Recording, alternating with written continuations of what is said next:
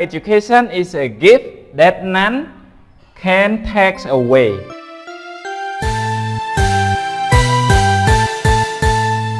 បងប្អូនមានដឹងទេថាតើយើងមានទ្រព្យសម្បត្តិអ្វី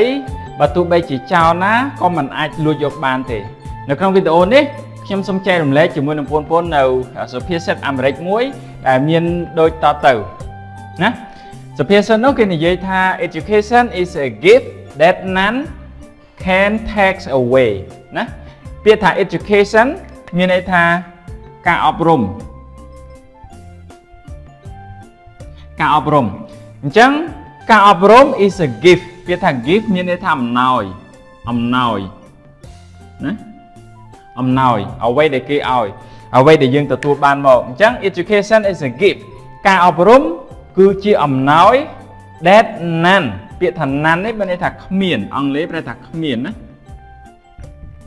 គ្មានអញ្ចឹង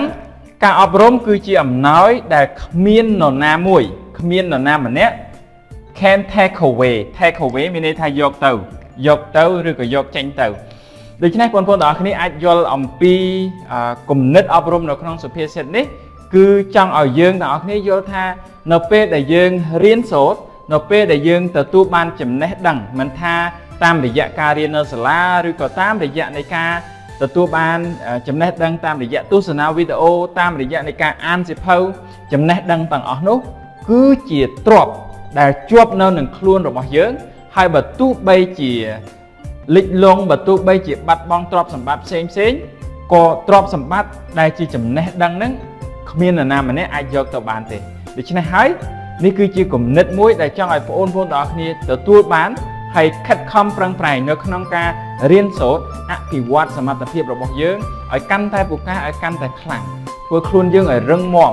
ហើយយើងកសាងសង្គមជាតិរបស់យើងឲ្យកាន់តែរីកចម្រើនអស់គ្នាសូមអរគុណ